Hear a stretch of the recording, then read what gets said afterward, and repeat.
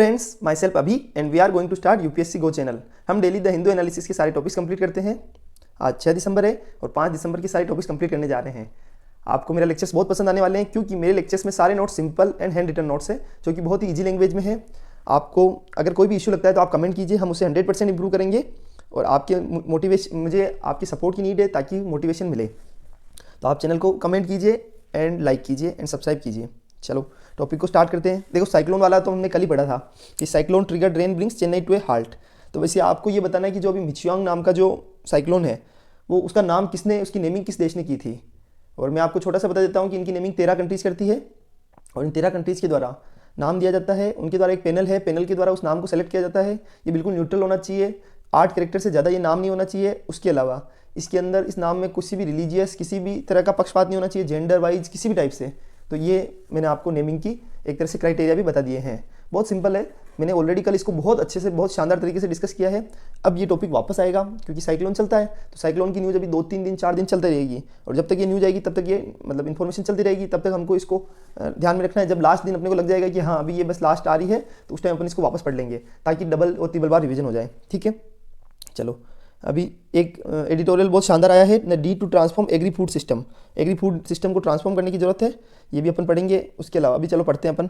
अभी अपने को क्या पढ़ना है, कल क्या था, मतलब 4 दिसंबर को क्या था, इंडियन नेवी डे। ठीक है, तो इसके बारे में हमको पढ़ना है। When navy's killer squadron set Karachi port on fire in 1971।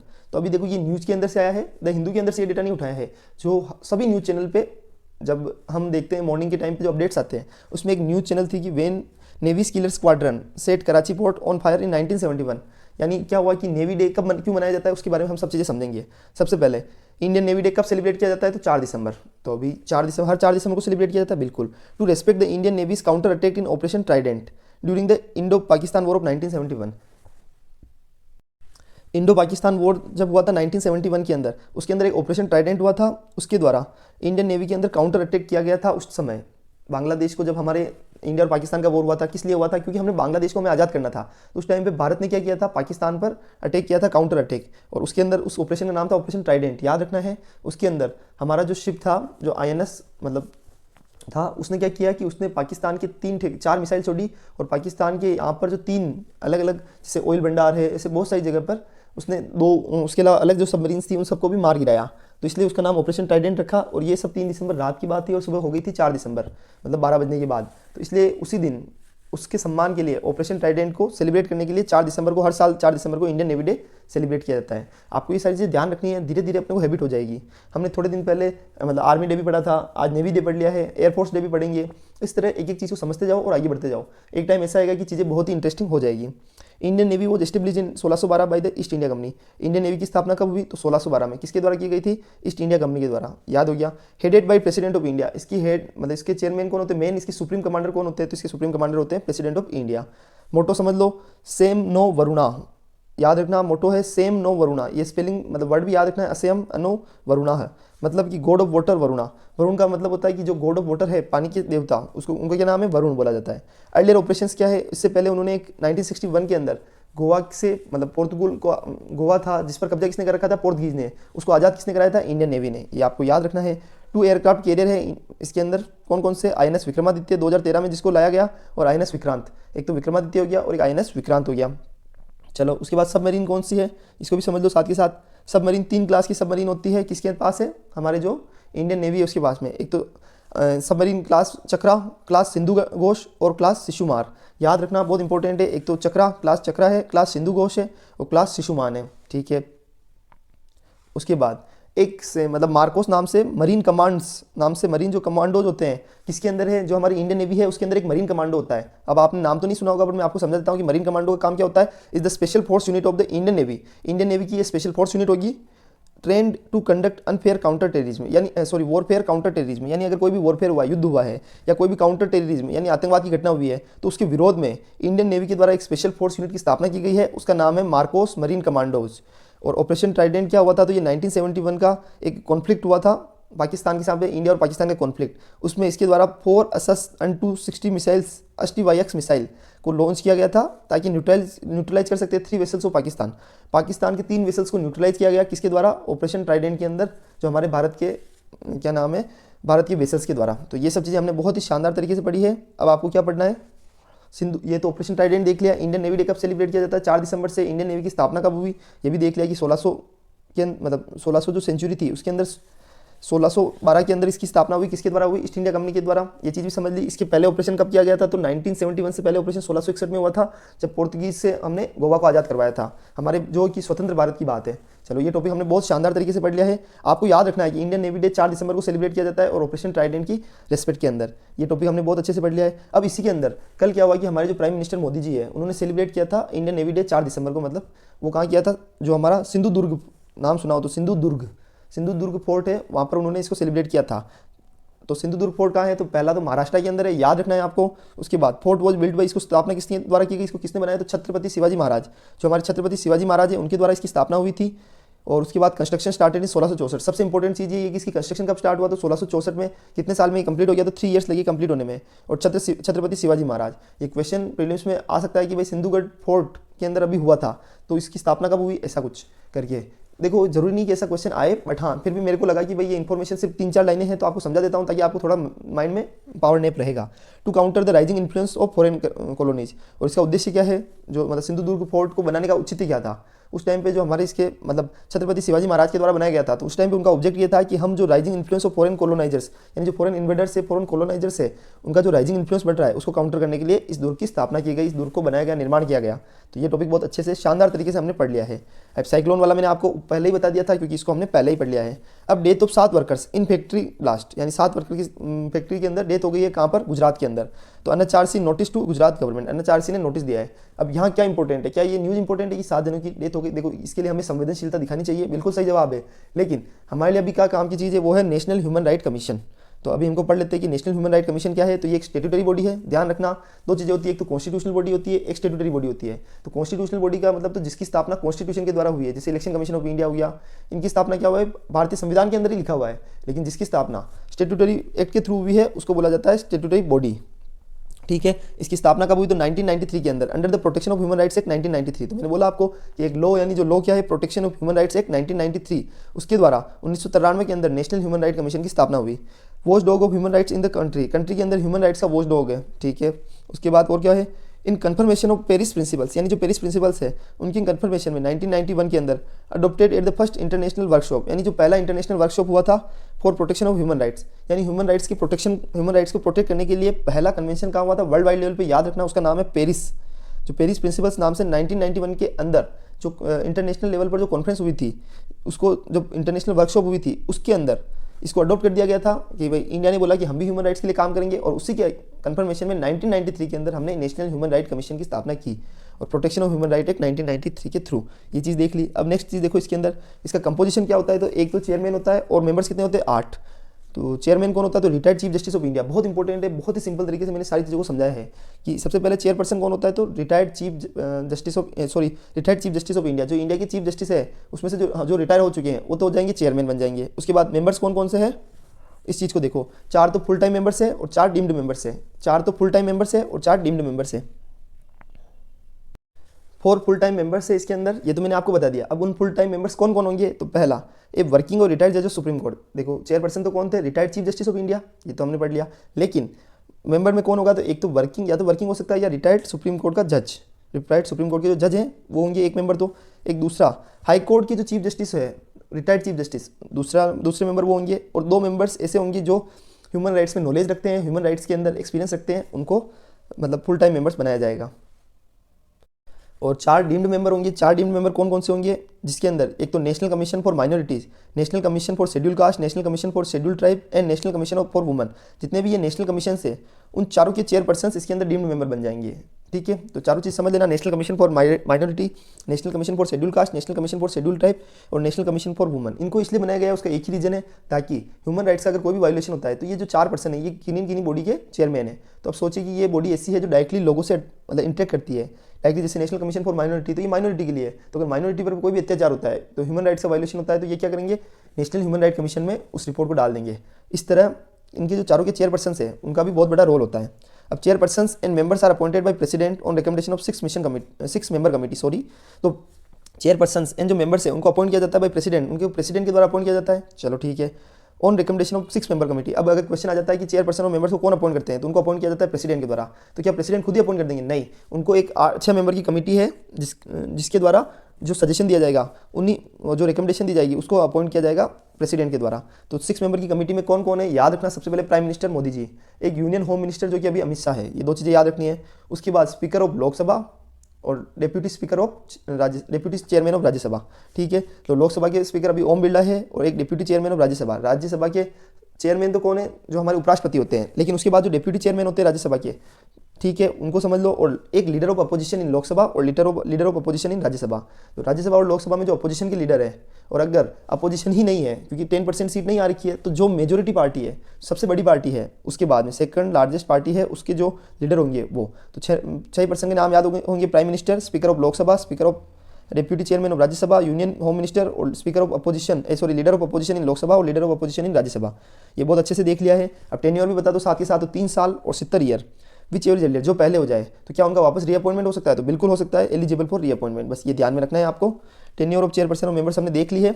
चलो नेक्स्ट एडिटोरियल, एकदम शानदार एडिटोरियल है, जो द हिंदू के जो प्रीमियम सेक्शंस होते हैं उसके अंदर से ही लिया गया है, जो नॉर्मल न्यूज़पेपर में नहीं आता है। अगर आपने प्रीमियम मेंबरशिप ले रखी हो तो उसके अंदर आता है एडिटोरियल। शानदार एडिटोरियल आया है, उसका नाम है शुड इलेक्शन भी स्टेट फंडेड, क्या इलेक्शन को भी स्टेट फंडेड करना चाहिए? आपने सोचा होगा कि यार स्टेट फंडेड इलेक्शंस भी होते हैं, अभी तो इलेक्शन को कौन कंडक्ट करवाता है? Election commission of India. Conduct तो वही करवाएंगे उसके बाद भी, लेकिन उसकी फंडिंग कैसे क्या होती है? जैसे मैं एग्जांपल देता हूँ, पॉलिटिकल पार्टीज है, उनको फंडिंग कौन देता है? तो जो प्राइवेट लोग है, प्राइवेट पर्सनस है, जैसे कि मतलब कोई भी कंपनी है, जैसे हमारे यहाँ पे टाटा, अंबानी, जितनी भी कंपनी है, बड़े बड़े प्राइवेट जो संस्थाएं हैं, प्राइवेट प्लेयर्स है, बिजनेस प्लेयर्स, उनके द्वारा डोनेशंस दिए जाते हैं किनको? पॉलिटिकल पार्टी को। उसको इनकम टैक्स में एग्जेम्पशन भी मिलती है, किसके द्वारा?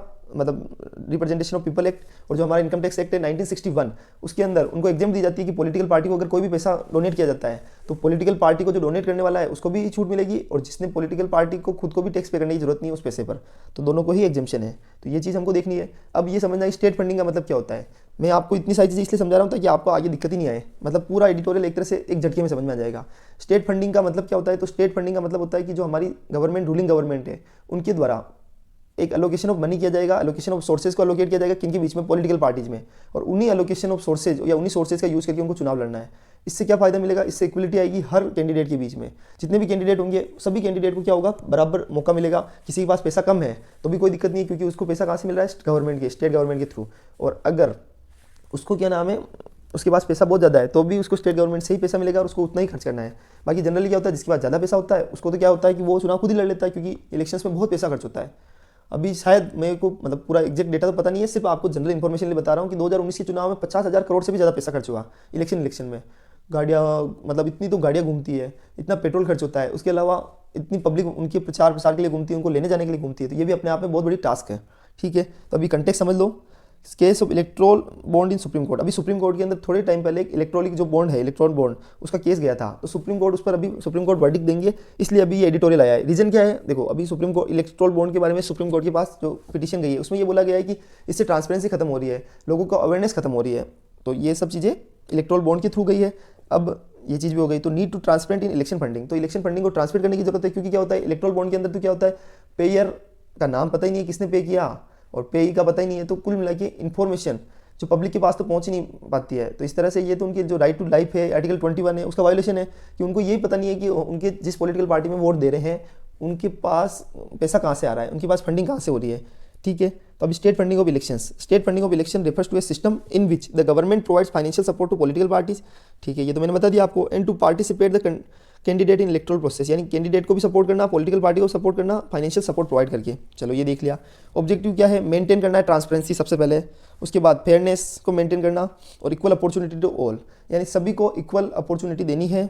उसके बाद फेयरनेस को मेंटेन करना है और मेंटेन करनी है ट्रांसपेरेंसी। सबसे इंपॉर्टेंट चीज़ यही है कि जो हमारी इलेक्शंस होते हैं, मतलब जो स्टेट फंडिंग होते हैं, उसका ऑब्जेक्टिव यही है कि ट्रांसपेरेंसी मेंटेन करो, फेयरनेस को मेंटेन करो, इक्वल अपॉर्चुनिटी प्रोवाइड होनी चाहिए।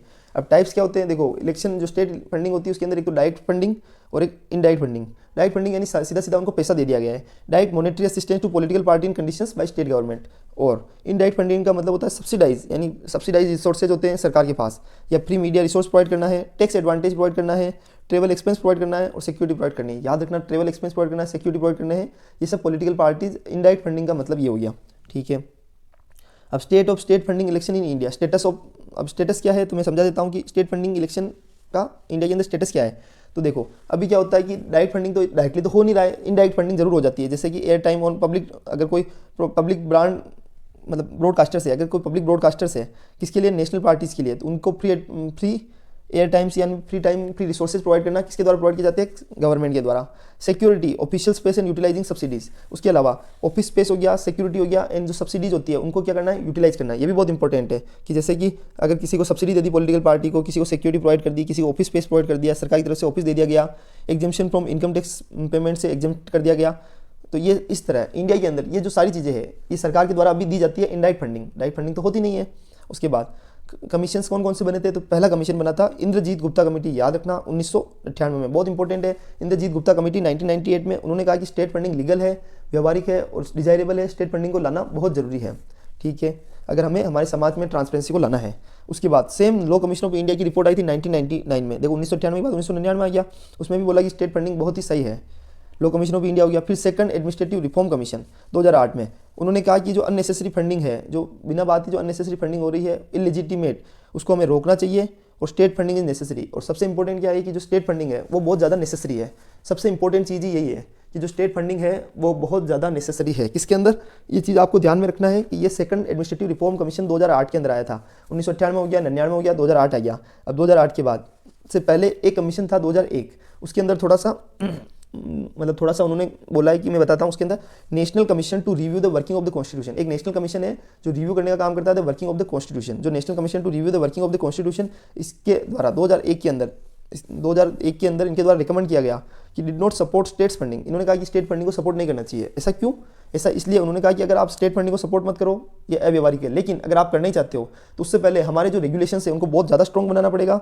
एक लॉ कमीशन ऑफ इंडिया की रिपोर्ट आई थी 1999 में, उससे एग्री हुए कि for robust regulatory framework for political party के लिए बहुत स्ट्रेंथन और स्ट्रिक्ट रूल होने चाहिए, तभी जाके ट्रांसपेरेंसी एक्चुअल में मेंटेन हो सकती है, और उसके बाद आप स्टेट फंडिंग ला सकते हो, बाकी state funding is not possible, ऐसा उन्होंने बोला था। चलो ये देख लिया। अब आर्ग्यूमेंट्स इन फेवर कि पब्लिक क्या बोलती है, ये तो किसने बोला है, ये तो बोला है कि मतलब जैसे कि ऑथर ने ये तो बोल लिया, जो ये हमारा एडिटोरियल आया था उसमें ऑथर ने ये सारी चीज़ तो समझा दी। अब लोग इसके फेवर्स में क्या आर्ग्यूमेंट्स दिए हैं ऑथर्स ने, तो उन्होंने कहा कि लेवलिंग द प्लेइंग फील्ड, यानी अगर दो कैंडिडेट्स है, किसी के पास पैसा ज़्यादा है, किसी के पास कम है, तो अगर दोनों को पॉलिटिकल पार्टी के द्वारा रिप्रेजेंटेशन मिलता है तो उस केस में क्या होगा, या पॉलिटिकल पार्टी के द्वारा, दोनों के केस में अगर पॉलिटिकल पार्टी के द्वारा कुछ भी हेल्प की जाती है, या फिर जैसे कितनी बार क्या होता है पॉलिटिकल पार्टी के पास इतना पैसा है तो वो खुद भी कैंडिडेट को पैसा देते हैं, ठीक है, तो कोई इशू नहीं है। लेकिन बहुत सारे कैंडिडेट ऐसे होते हैं जिनके पास खुद के पास बहुत पैसा, अपार पैसा है, तो उस केस में क्या होता है कि दोनों आदमियों के पास अलग अलग पैसा होता है, या जिस कैंडिडेट की पार्टी में ज़्यादा चलती है उसको पैसा ज़्यादा मिल जाएगा।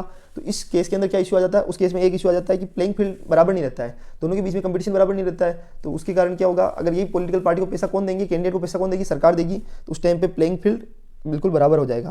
रिड्यूसिंग करप्शन, करप्शन कम हो जाएगा, ऑब्वियस है। अब आप सोचिए 50,000 करोड़ का इन्वेस्ट मतलब पैसा खर्च हुआ है किसके अंदर, इलेक्शन में, अभी वापस इलेक्शन आ रहे हैं सेंट्रल गवर्नमेंट के मई के अंदर, तो ये तो अपने आप में बहुत बड़ा इशू है कि रिड्यूसिंग मतलब इतना बड़ा इशू आ जाता है। तो इसलिए करप्शन को रिड्यूस करना, डिक्रीज करना, डिपेंडेंसी ऑन प्राइवेट फर्म्स, यानी जो प्राइवेट फर्म्स होती है उस पर जो डिपेंडेंसी आ जाती है उसको डिक्रीज करना। सबसे इंपॉर्टेंट लाइन यही है कि जो डिक्रीज करना डिपेंडेंसी ऑन प्राइवेट फर्म्स, यानी जो प्राइवेट फर्म्स है उस पर डिपेंडेंसी को कम करना। अंबानी जी, अडानी जी, इन सब के भरोसे नहीं रहने की जरूरत है, उन पर ऑटोमेटिक डिपेंडेंसी कम हो जाएगी, और डिपेंडेंसी कम हो जाएगी तो उसके कारण करप्शन कम होगा, क्योंकि वो पैसा किस रूप में देते हैं, पॉलिटिकल पार्टी को फंडिंग के रूप में देते हैं उनके काम के बदले। लेकिन अगर उनको पैसा देना ही नहीं है तो फिर उनके काम में भी दिक्कत आएगी, वो अगर कुछ भी गड़बड़ कराना चाह रहे हैं तो नहीं करेंगे कोई भी, क्योंकि देखो मोस्टली ये जनरल बात है जो होते रहता है। उसके अलावा स्ट्रेंथनिंग पॉलिटिकल पार्टी, सबसे इंपॉर्टेंट लाइन, यानी जो पॉलिटिकल पार्टी है उसको मजबूत करना, focus on long term goals. अब ये सबसे इंपॉर्टेंट है, यानी जो long term goals, long term vision हमने बनाए हैं, इंडिया के द्वारा एक लॉन्ग टर्म गोल्स बनाए गए हैं, इंडिया के द्वारा लॉन्ग टर्म विजन बनाया गया है, उस पर फोकस किया जा सकता है। और पॉलिटिकल पार्टी के अंदर जो हमारी सरकार है, जैसे अभी मोदी गवर्नमेंट है, तो बीजेपी का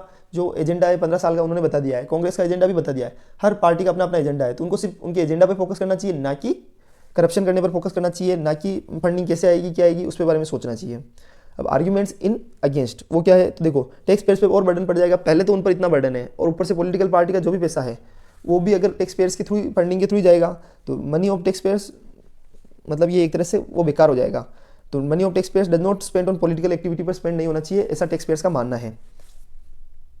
के बाद आप सोचिए कि रूलिंग पार्टी जो भी है उसी के द्वारा फंडिंग की जाएगी, ऑब्वियस है, क्योंकि सरकार तो वही चला रही है, गवर्नमेंट देखो स्टेट फंडिंग का मतलब सरकार को पैसा देना है। तो अभी सरकार कौन सी है, जैसे अभी राजस्थान में बीजेपी बनी है, उससे पहले कांग्रेस पार्टी थी, तो रूलिंग पार्टी कांग्रेस थी, तो कांग्रेस अपनी बात करेगी, अपने कैंडिडेट्स को ज़्यादा पैसा देंगे, अलोकेशन सोर्स का अलोकेशन भी कोई जैसे मीडिया का सोर्स तो दे दिया कांग्रेस को, दूसरा सोर्स दे दिया बीजेपी को, इस तरह पार्शलिटी हो सकती है। और अभी बीजेपी की सरकार है, वो सेम पार्शलिटी कांग्रेस के साथ कर सकती है। तो इस तरह जो पार्शलिटी वाला कॉन्सेप्ट है वो बहुत बड़ा इशू हो सकता है। तो टैक्स पेयर पे बर्डन तो पड़ गया, और पोटेंशियल फॉर मिसयूज यानी उस फंड का मिसयूज भी किया जा सकता है, तो ये चीज़ भी बहुत बड़ा इशू है। लेकिन अगर चाहें कि हम इसको बहुत ज़्यादा प्रॉपर स्ट्रेंथ कर सकते हैं, रूल को मजबूत बना सकते हैं, तो कुछ चीज़ें पॉसिबल है।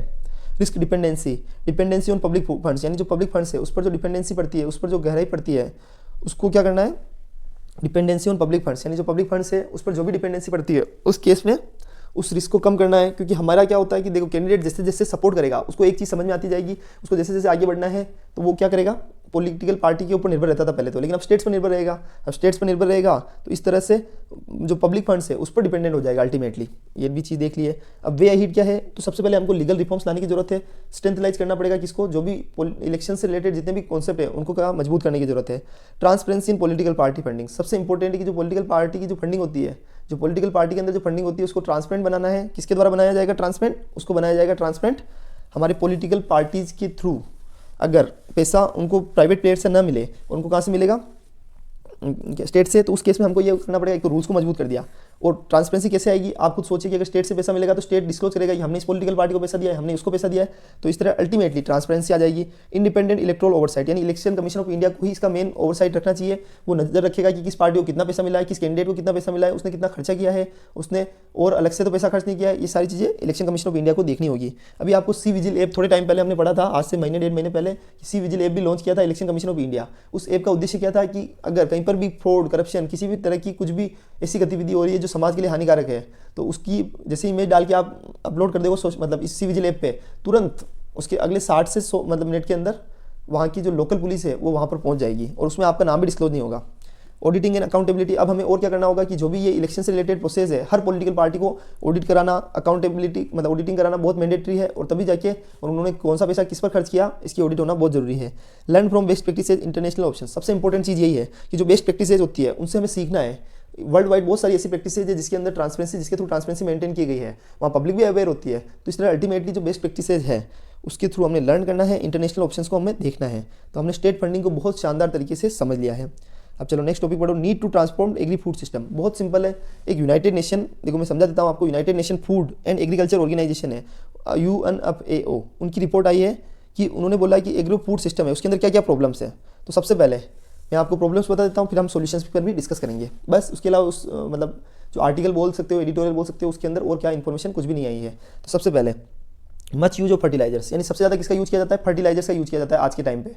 फर्टिलाइजर्स एवरेज, नेशनल एवरेज तो कम है, उससे ज़्यादा फर्टिलाइजर को यूज किया जाता है। जब आप नेशनल एवरेज से भी ऊपर निकल जाते हो ना, तो ये अपने आप में बहुत बड़ा इशू है। उसके कारण क्या होता है, वो धीरे धीरे फसल तो ग्रोथ कर जाती है और उसकी नॉर्मल कैपेसिटी डाउन हो जाती है नॉर्मल ग्रोथ करने की, क्योंकि वो फर्टिलाइजर के भरोसे है। और उसके अलावा अभी तो प्रोडक्शन ज़्यादा हो जाएगा, लेकिन धीरे धीरे जो फर्टिलाइजर्स के अंदर जो कीटाणु है, वायरस है, वो हमारे लिविंग पार्ट के अंदर मतलब पहुँचते जा रहे हैं, जिससे हमारी एवरेज एज भी रिड्यूस हो सकती है। उसके बाद वाइडर इंटेंसिव क्रॉप्स, अभी हम कौन सी क्रॉप्स को ज़्यादा यूज़ करते हैं जिसमें पानी का कंजम्पशन बहुत ज़्यादा होता है, तो जैसे कि गेहूँ, इन सारी चीज़ों के अंदर, गन्ना, इन सब के अंदर पानी, शुगर केन, इनके अंदर पानी बहुत चाहिए और हम उन्हीं का ही प्रोडक्शन करते हैं। तो उसका नुकसान क्या होता है कि इसके कारण हमारे जो ज़मीन के अंदर पानी है उसमें कमी आती है। हम ड्रॉट रेजिस्टेंट क्रॉप की जगह हम क्या करते हैं, इंटेंसिव क्रॉप मतलब वाटर इंटेंसिव क्रॉप्स, यानी जो पानी को भर भर के पीती है, उनको उगाते हैं। क्लाइमेट चेंज भी अपने आप में बहुत बड़ा इशू है इंडिया और वर्ल्ड वाइड लेवल पर। इंफ्रास्ट्रक्चर इशू, यानी हमारे सबसे बड़ा इशू है कि हम जैसे किसी किसान के पास उसने गेहूं की कटाई कर दी, सब कुछ हो गया, लेकिन उसके पास स्टोरेज इशू नहीं है। स्टोरेज कहाँ करे, तो उसके कारण उसको इमीडिएटली उसको सेल आउट करना पड़ता है। तो फिर क्या होता है, उससे प्रॉफिट नहीं आता है इमीडिएटली सेल आउट करने से, और ये एक अपने आप में बहुत भारी इशू है। अगर आपको इमीडिएटली सेट आउट करना मतलब इमीडिएटली अगर उसको स्टॉक करना है तो हमको एक स्टोरेज चाहिए, लेकिन इमीडिएटली स्टॉक नहीं करने के कारण सबसे बड़ी दिक्कत क्या जाती है, इंफ्रास्ट्रक्चर इशू के कारण उसको तुरंत बेचना पड़ता है और इस तरह उसको कम प्रॉफिट मिलता है। लेक ऑफ न्यू टेक्नोलॉजी, हमारे देश के अंदर सबसे बड़ी दिक्कत है कि न्यू टेक्नोलॉजी की बहुत बड़ी कमी है, तो ये भी एक इशू है। उसके अलावा नॉट डाइवर्सिफिकेशन और लेक ऑफ डाइवर्सिफिकेशन, यानी एक तो डाइवर्सिफिकेशन में कमी है। जैसे इंडिया में क्या होता है, क्रॉप डाइवर्सिफिकेशन होता है, तो डाइवर्सिफिकेशन में क्या होता है कि मैं समझाता हूँ। एक तो होता है डाइवर्सिफिकेशन, अब डाइवर्सिफिकेशन को समझ लो कि जैसे कि एक साथ में एक से ज़्यादा क्रॉप को उगाना, उसको बोलते हैं डाइवर्सिफिकेशन। जरूरी नहीं कि हम गेहूं को उगाए, उसके अलावा रागी, ज्वार, बाजरा, मोटा अनाज, बहुत सारी चीज़ें हैं जो कि एक्चुअल में ड्रॉट रेजिस्टेंट क्रॉप है, हम उनको भी उगा सकते हैं ताकि प्रॉफिट भी मिल जाए गेहूं का काम भी हो जाए, सारा काम हो जाए। तो इस तरह हमें डाइवर्सिफिकेशन करने की जरूरत है। लेकिन इंडिया के अंदर डाइवर्सिफिकेशन नहीं है, वर्ल्ड वाइड लेवल पर भी डाइवर्सिफिकेशन में बहुत सारा इशू है। तो ये सारी चीज़ें ये सारी प्रॉब्लम्स किसने बताई है? यूनाइटेड नेशन के फूड एंड एग्रीकल्चर ऑर्गेनाइजेशन के द्वारा। ठीक है, अब सॉल्यूशंस क्या है? तो सॉल्यूशन एक ही है, टेक्नोलॉजिकल सॉल्यूशन। सबसे पहला कि हमें टेक्नोलॉजी को अडॉप्ट करना होगा, ड्रिप इरिगेशन यानी सिंचाई को बढ़ाना होगा। सबसे इंपॉर्टेंट चीज़ यही है कि जो ड्रिप इरिगेशन है उसको बढ़ावा देने का काम हमको क्या करना पड़ेगा? Technological solutions. क्रॉप डाइवर्सिफिकेशन जिसके अंदर मिलेट हो गया, रागी हो गया, बाजरा हो गया एंड ड्रॉट रेसिस्टेंट क्रॉप्स हो गया। अब इस चीज़ को और समझ लो कि क्रॉप डाइवर्सिफिकेशन का मतलब क्या होता है। एक तो मिलेट होता है, रागी होता है, बाजरा होता है, इसको आप क्रॉप को डाइवर्सिफाई करो और वाटर जो ड्रॉट रेजिस्टेंट क्रॉप्स है उसको प्रोड्यूस करो, जबकि वाटर इंटेंसिव क्रॉप्स को हमको थोड़ा सा कम प्रोड्यूस करना चाहिए। ऐसा नहीं है कि उनको प्रोड्यूस ही नहीं करना है, पर डाइवर्सिफाई कर सकता है ना एक आदमी मल्टीपल क्रॉप्स के अंदर। गवर्नमेंट शुड डेवलप इंफ्रास्ट्रक्चर, और सबसे मेन चीज़ है गवर्नमेंट को भी इंफ्रास्ट्रक्चर तैयार करना चाहिए, स्टोरेज सिस्टम तैयार करना चाहिए, जिसके कारण जो हमारे नॉर्मल पर्सन है, नॉर्मल किसान है, वो स्टोरेज सिस्टम का फायदा उठाकर उस जो भी गेहूं है, जो भी अनाज है, उसको स्टोर कर सके और अच्छा प्रॉफिट कमा सके। तो ये सारी चीज़ें हमने सॉल्यूशंस भी पढ़ ली। ये ऑथर बोल रहा है, उसने पहले तो प्रॉब्लम्स बताई है जो united nation food and agriculture organisation के द्वारा बताई गई है, ऑथर के द्वारा। जो united nation food and agriculture organisation की रिपोर्ट में लिखा है, उन प्रॉब्लम्स को ऑथर ने पहले डिस्क्लोज किया, उसके बाद उसने सॉल्यूशंस भी बता दिए। अब वो बोलता है, ऑथर कहता है कि अगर हमें क्या करना है, हमें ये सारी चीज़ें क्यों चाहिए? तो इसलिए चाहिए क्योंकि हमें फूड सिक्योरिटी को मेंटेन करना है, रूरल डेवलपमेंट को प्रमोट करना है। सबसे इंपॉर्टेंट चीज़ कि अगर हमें हमारे रूरल डेवलपमेंट को प्रमोट करना है तो हमें फूड सिक्योरिटी और क्या नाम है हमारा जो ये क्रॉप डाइवर्सिफिकेशन है, एग्री फूड सिस्टम है, उसको इंप्रूव करने की जरूरत है। To support the livelihood of a majority of Indians. अभी आपको पता है कि मेजोरिटी ऑफ इंडियंस किसानों पर निर्भर करते हैं, मोर देन 50% सिर्फ खेती ही करते हैं जो इंडिया के लोग हैं, दूध पे, जो इस तरह के अलग अलग मल्टीपल सोर्सेज है उस पर निर्भर करते हैं। तो हमें सपोर्ट करना है किसको? To support the livelihood of a majority of Indians, growth and stability of economy. अगर हमें इकोनॉमी को ग्रोथ स्तर पर पहुंचाना है, स्टेबल करना है, तो हमें क्या करना होगा? हमें अल्टीमेटली एग्रो फूड सिस्टम या क्रॉप डाइवर्सिफिकेशन को बढ़ावा देना होगा। सस्टेनेबल नेचुरल फार्मिंग प्रैक्टिस, और हमें क्या करना होगा? ऑथर को जरूरत है कि ऑथर बोलता है कि हमें जरूरत है कि हम सस्टेनेबल और नेचुरल फार्मिंग प्रैक्टिस करें, जिसके कारण क्या आने वाले जो हमारा भविष्य है वो खाद फर्टिलाइजर्स का यूज न करके नॉर्मल ऑर्गेनिक खेती करें, जिससे क्या होगा? जो खाना होगा उसमें मतलब ये केमिकल्स नहीं होंगे और वो हमारे फूड सिस्टम का पार्ट नहीं बनेगा। तो ये अल्टीमेटली हमने सारी चीज़ें देख ली है। सबसे पहले एग्रो फूड सिस्टम के अंदर यूनाइटेड नेशन के फूड एंड एग्रीकल्चर ऑर्गेनाइजेशन ने क्या बोला है उसको समझ लिया है। स्टेट फंडिंग को बहुत ही शानदार तरीके से, बहुत ही जोरदार तरीके से हमने पढ़ा है। उसके अलावा United nation human right commission को अच्छे से समझ लिया है। याद रखना 3 साल और 17 साल, which ever earlier eligible for appointment, eligible for reappointment. 6 members होते हैं, PM, speaker of Lok Sabha, deputy chairman of Rajya Sabha, और लोकसभा और राज्यसभा की अपोजिशन के लीडर और होम मिनिस्टर। ये सारी चीज़ें देख ली है। डीन मेंबर और 4 फुल टाइम मेंबर को भी देख लिया है, जिसमें चीफ जस्टिस का मतलब chief justice of high court भी होंगे, retired chief justice of high court, और सुप्रीम कोर्ट की वर्किंग और रिटायर्ड जज तो मेंबर्स का पार्ट होंगे, और चेयरमैन कौन होंगे? Retired chief justice of India. ये भी हमने बहुत शानदार तरीके से देख लिया है। एक्ट कौन सा है? तो protection of human right act 1993, और बॉडी कौन सी है? स्टेट्यूटरी बॉडी, स्थापना कब हुई? 1993 में। ये अच्छे से देख लिया है। और साइक्लोन वाला टॉपिक तो हमने ऑलरेडी देख लिया था, कल ही देखा था, और वापस 4 दिन तक कंटिन्यूसली न्यूज आएगी तो हम इसको वापस देखेंगे बहुत शानदार तरीके से। और एक चीज़ हमने पढ़ ली, इंडियन नेवी डे को बहुत अच्छे से देखा है। 4 दिसंबर को इंडियन नेवी डे सेलिब्रेट किया जाता है ऑपरेशन ट्राइडेंट के रिस्पेक्ट के अंदर, और इसकी स्थापना कब हुई? 1612 के अंदर by the east India company. सबसे इंपॉर्टेंट चीज़ यही है। और इनका एक ऑपरेशन है इंपॉर्टेंट, जो कि मतलब गोवा को आज़ाद कराया था पोर्तुगीज से 1961 के अंदर। तो इस तरह ये स्वतंत्र भारत का पहला ऑपरेशन था। उसके बाद ऑपरेशन ट्राइडेंट को भी इन्होंने ही मतलब सक्सेसफुली कंडक्ट करवाया था। तो इस तरह हमने इंडियन नेवी डे को बहुत अच्छे से पढ़ लिया है। सारे टॉपिक बहुत शानदार तरीके से पढ़े हैं। अगर आपको कुछ भी इशू लगता है तो आप कमेंट कीजिए, चैनल को शेयर एंड सब्सक्राइब कीजिए। हम आपको श्योरिटी दे रहे हैं कि हम 100% उसमें इंप्रूव करेंगे अगर कुछ भी कमी होगी तो। और बाकी मेरी आदत यही है कि मैं अगर कुछ भी कमी है तो उसको जल्दी से सीखता हूँ, एक्सेप्ट करता हूँ और आगे बढ़ जाता हूँ, तभी जाके हम यूपीएससी क्लियर कर पाएंगे। तो प्लीज़ चैनल को शेयर एंड सब्सक्राइब कीजिए, कमेंट कीजिए, टेलीग्राम का लिंक दे रहा हूँ, आप ज्वाइन कर लीजिए। और उसके अलावा आपको सबको यूपीएससी के लिए और अच्छे से मेहनत कीजिए तो आप यूपीएससी निकल जाएंगे। सारे गवर्नमेंट एग्जाम जो भी दे रहा है वो अल्टीमेटली सक्सेसफुल हो जाए, ये हमारी आपसे शुभकामनाएं हैं। Thank you so much. जय हिंद, जय भारत, भारत माता की जय।